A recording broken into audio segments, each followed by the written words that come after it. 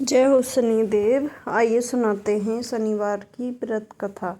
शनिवार देव को ग्रहों का राजा कहा जाता है। भगवान भोलेनाथ ने इसने न्याय के देवता की उपलब्धि दी है। जो लोग शनिवार का व्रत करते हैं उनके पूजा के समय शनिवार व्रत कथा का श्रवण करना चाहिए। इस दिन शनिदेव की पूजा होती है। काला तिल, काला वस्त्र, तेल, उड़द शनिदेव को अति प्रिय है, इसलिए इसके द्वारा शनिदेव की पूजा की जाती है। शनि स्तोत्र का पाठ भी विशेष लाभदायक होता है। व्रत कथा। एक समय सूर्य, चंद्रमा, मंगल, बुध, बृहस्पति, शुक्र, शनि, राहु, केतु इन सब ग्रहों में आपस में विवाद हो गया। हम में से सबसे बड़ा कौन है? सब अपने आप को बड़ा कहते। जब आपस में कोई निश्चय ना हो सका तो वो सब आपस में झगड़ते हुए देवराज इंद्र के पास गए और कहने लगे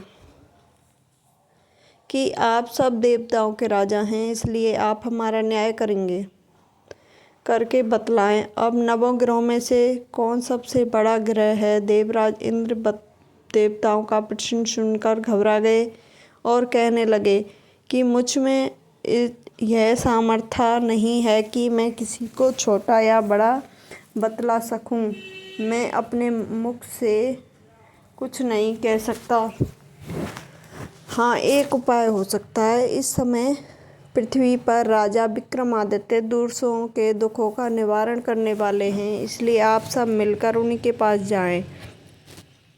वही आपके विवाद का निवारण करेंगे। सभी ग्रह देवता देवलोक से चलकर भूलोक में जाकर राजा विक्रमादित्य की सभा में उपस्थित हुए और बात अपनी प्रश्न राजा के सामने रखा। राजा विक्रमादित्य ग्रहों की बात सुनकर गहरी चिंता में पड़ गए कि मैं अपने मुख से किसको बड़ा और किसको छोटा बतलाऊं। जिसको छोटा बतलाऊंगा वही क्रोध करेगा।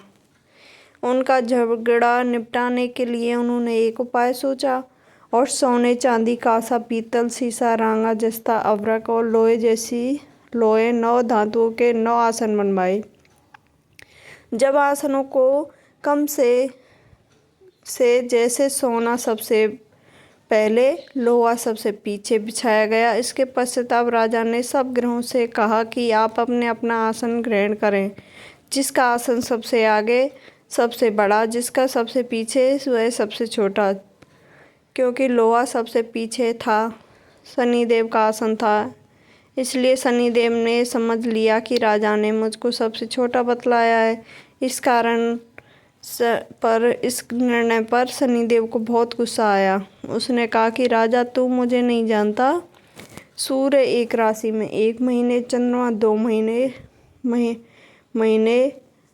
और मंगल 1.5 महीने, बृहस्पति 13 महीने, बुध और शुक्र 1 महीने विचरण करते हैं, परंतु मैं एक राशि में 2.5 वर्ष से लेकर 7.5 वर्ष तक रहता हूँ। बड़े बड़े देवताओं को मैंने भीषण दुख दिए। राजन सुनो। श्री रामचंद्र को 7.5 आई और उन्हें वनवास हो गया। रावण पर आई तो राम ने वानरों की सेना लेकर लंका पर चढ़ाई कर दी और रावण के कुल का नाश कर दिया।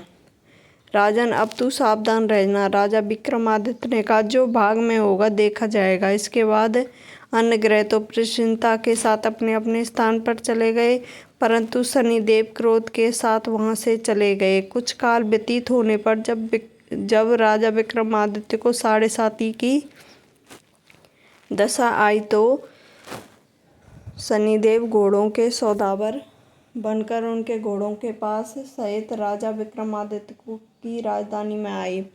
जब राजा ने घोड़ों के सौदागर के आने की खबर सुनी तो अपने यशपाल को अच्छे अच्छे घोड़े खरीदने की आज्ञा दी। यशपाल ऐसा अच्छी नस्ल के घोड़े देखकर एक अच्छा सा घोड़ा चुनकर सवारी के लिए उस पर चढ़े। राजा के पीठ पर चढ़ते ही घोड़ा तेजी से भागा। घोड़ा बहुत दूर एक घने जंगल में जाकर राजा को छोड़कर अंतर्धान हो गया। इसके बाद राजा विक्रमादित्य अकेला जंगल में भटकता फिरता रहा। भूख प्यास से व्याकुल राजा ने भटकते भटकते एक गाँव वाले को देखा। गाँव वाले ने राजा को प्यास से व्याकुल देखकर पानी पिलाया। राजा की अंगुली में एक अंगूठी थी। वह अंगूठी उसने निकालकर प्रसन्नता के साथ गाँव वाले को दे दी। स्वयं शहर की ओर चल दिया। राजा शहर में पहुंचकर एक सेठ की दुकान पर जा बैठ गया और उसने अपने उज्जैन का रहने वाला था। अपना नाम बीका बतलाया। सेठ ने उसको एक कुलीन मनुष्य समझकर जल आदि पिलाया। भाग्यवश उस दिन सेठ की दुकान पर बहुत अधिक बिक्री हुई। सेठ उसको भाग्यवान पुरुष समझकर भोजन के लिए अपने साथ घर ले गया। भोजन करते समय राजा के लिए अपने साथ घर ले गया। भोजन करते समय राजा विक्रमादित्य ने एक आश्चर्यजनक घटना देखी। जिस खूंटी पर हार लटक रहा था वह खूंटी उस हार को निगल रही थी। भोजन के पश्चात जब सेठ कमरे में आया तो उसे कमरे में हार नहीं मिला। उसने यह निश्चय किया कि सिपाही बीका के कोई इस कमरे में नहीं है। अंततः अवश्य ही हार इसी ने चोरी किया है, परंतु बीका ने हार लेने से इनकार कर दिया।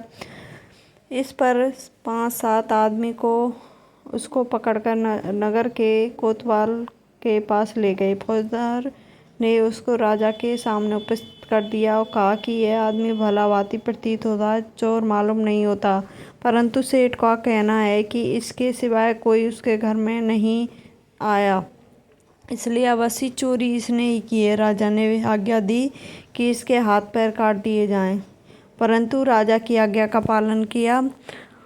तुरंत राजा की आज्ञा का पालन किया और बीका के हाथ पैर काट दिए गए। कुछ काल व्यतीत होने पर एक तेली अपने घर ले गया। उसको कोलू पर बैठा दिया। बीका उस पर बैठा हुआ जवान से बैल हाँकता रहा। इस काल में राजा की शनि की दशा समाप्त हो गई। वर्षा ऋतु के समय के वह मल्हार राग गाने लगा। यह राग सुनकर उस शहर के राजा की कन्या मन भावनी उस राग पर मोहित हो गई। राजकन्या ने राग गाने वाले को खबर लेने के लिए अपनी दासी को भेजा। दासी सारे शहर में घूमती रही। जब वह तेली के घर के निकट पहुंची तो क्या देखती है कि तेली के घर चौरंगिया राग गा रहा है। दासी ने लौटकर राजकुमारी को सब वार्तालाप सुना दिया। बस उसी क्षण राजकुमारी मनभावनी ने अपने मन में यह प्रण कर लिया, चाहे कुछ भी हो जाए मैंने चौरंगिया के साथ ही विवाह करना है। प्रातःकाल उठते ही जब दासी ने राजकुमारी मनभावनी को जगाना चाहा तो राजकुमारी अनशन व्रत लेकर पड़ी रही। दासी ने राजकुमारी के पास आकर राजकुमारी को ना उठने का वार्तालाप कहा। रानी ने वहां आकर राजकुमारी को जगाया पर उसके दुख का कारण पूछा। राजकुमारी ने कहा कि माताजी, मैंने प्रण कर लिया है कि तेली के घर जो चौरंगिया है मैं उसी के साथ विवाह करूंगी। माता ने कहा, पगली तू यह क्या कह रही है?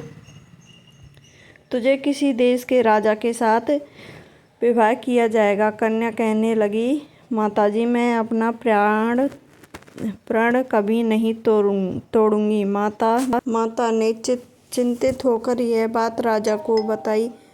महाराज ने भी आकर उसे समझाया कि मैं अभी देश देशांतर में अपने दूत भेजकर सहयोग रूपवान बड़े से बड़ा गुणवान राजकुमार तुम्हारे लिए विवाह के लिए ढूंढता हूँ। ऐसा बात उन्हें कभी नहीं विचारनी चाहिए। परंतु राजकुमारी ने कहा, पिताजी मैं अपना प्राण त्याग दूंगी परंतु किसी दूसरे के साथ विवाह नहीं करूंगी। यह सुनकर राजा ने क्रोध से कहा, यदि तेरे भाग में ऐसा लिखा है तो ऐसा ही ठीक, जैसी तेरी इच्छा वैसा ही कर। राजा ने तेली को बुलाकर कहा कि तेरे घर में जो चौरंगिया है उसके साथ मैं अपनी कन्या का विवाह करना चाहता हूँ। तेली ने कहा, महाराज ये कैसे हो सकता है? राजा ने कहा कि भाग के लिखे को कौन टाल सकता है, अपने घर जाकर विवाह की तैयारी करो। राजा ने सारी तैयारी कर तोरण और बंद दरबार लगाकर राजकुमारी का विवाह चौरंगिया के साथ कर दिया। रात्रि को जब विक्रमादित्य और राजकुमारी महल में सोए तब आधी रात के समय शनिदेव ने विक्रमादित्य को स्वप्न में कहा कि राजा तुझको मुझको छोटा बतलाकर तूने कितना दुख उठाया है। राजा ने कहा, शनिदेव से क्षमा मांगी। शनिदेव ने राजा को क्षमा कर दिया और प्रसन्न होकर विक्रमादित्य को हाथ पैर दिए। तब राजा विक्रमादित्य ने शनिदेव से प्रार्थना की, महाराज मेरी प्रार्थना स्वीकार करें। जैसा दुख आपने मुझे दिया है ऐसा किसी को ना दें। शनिदेव ने कहा, तुम्हारी प्रार्थना स्वीकार है। जो मनुष्य मेरी कथा सुनेगा और कहेगा उसको मेरी दशा में कभी भी दुख नहीं होगा। जो नित्य मेरा ध्यान करेगा या चींटियों को आटा डालेगा उसके सब मनोरथ पूर्ण होंगे। इतना कहकर वह शनिदेव अपने धाम को चले गए। जब राजकुमारी मनभावनी की आंखें खुली, उसने चौरंगिया को हाथ पांव साथ देखा तो आश्चर्यचकित होकर उसको देखकर राजा विक्रमादित्य ने अपना सारा वार्तालाप हाल कहा कि मैं उज्जैन का राजा हूँ, विक्रमादित्य हूँ। यह घटना सुनकर राजकुमारी अत्यंत प्रसन्न हुई। प्रातःकाल राजकुमारी ने अपनी सखियों से पिछली रात का हालचाल पूछा तो उसने अपने पति का समस्त वार्तालाप कह सुनाया।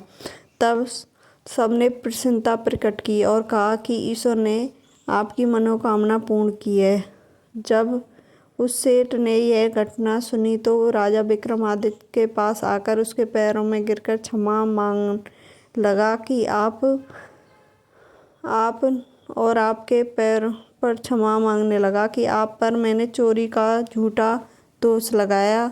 आप चाहें मुझे दंड दे सकते हैं। राजा ने कहा, मुझ पर शनि का कोप था, इसी कारण यह सब मुझको प्राप्त हुए। इसमें तुम्हारा कोई दोष नहीं है। तुम अपने घर जाकर अपना कार्य करो, तुम्हारा कोई अपराध नहीं है। सेठ बोला, महाराज मुझे तभी शांति मिलेगी जब आप मेरे घर चलकर प्रीतिपूर्वक भोजन करेंगे। राजा ने कहा, जैसी आपकी इच्छा वैसा ही करें। सेठ ने अपने घर जाकर अनेक प्रकार के सुंदर भोजन बनवाए। राजा विक्रमादित्य को प्रतिभोज दिया। जिस समय राजा भोजन कर रहे थे एक आश्चर्यजनक घटना घटित सबको दिखाई दी। जो घूंटी पहले हार निगल गई थी वह हार उगल रही थी। जब भोजन समाप्त हो गया तो शेर ने हाथ जोड़कर बहुत सी मोहरें राजा को भेंट की और कहा, मेरी श्री कबरी नामक एक कन्या है, आप उसका पड़ी ग्रहण करें। राजा विक्रमादित्य ने उसकी प्रार्थना स्वीकार कर ली। तब सेठ ने अपनी कन्या का विवाह राजा के साथ कर दिया। बहुत सा धन दहेज आदि दिया। कुछ दिन तक उस राजा ने निवास करने के पश्चात राजा विक्रमादित्य ने अपने ससुर राजा से कहा कि अब मैं उज्जैन जाने की इच्छा है। कुछ दिन बाद विदा लेकर राजकुमारी मनभावनी सेठ की कन्या और दोनों को जगह से मिला। दहेज पर अनेक दास दासियां, रथ और पालकियां सहित राजा विक्रमादित्य उज्जैन की तरफ चले। जब वो शहर के निकट पहुँचे, पूर्ववासियों ने राजा के आने का संवाद सुना तो उज्जैन की समस्त प्रजा अगवानी के लिए आई। प्रसन्नता से राजा अपने महल में पधारे। सारे नगर में भारी उत्सव मनाया गया। रात्रि को दीपमाला की गई। दूसरे दिन राजा ने अपने पूरे राज्य में यह घोषणा करवाई कि शनि देवता अपने 90 ग्रहों में सर्वोपरि हैं। मैंने उनको छोटा बतलाया, इसे मुझे यह सब दुख प्राप्त हुआ था। इस प्रकार सारे राज्य में सदा शनिदेव की पूजा और कथा होने लगी। राजा और प्रजा अनेक प्रकार के सुख भोगती रही। जो कोई शनिदेव की इस कथा को पढ़ता या सुनता है, शनिदेव की कृपा से उसके सब दुख दूर हो जाते हैं। व्रत के दिन शनिदेव की कथा को अवश्य पढ़ना चाहिए। जय हो शनिदेव, सब पर कृपा।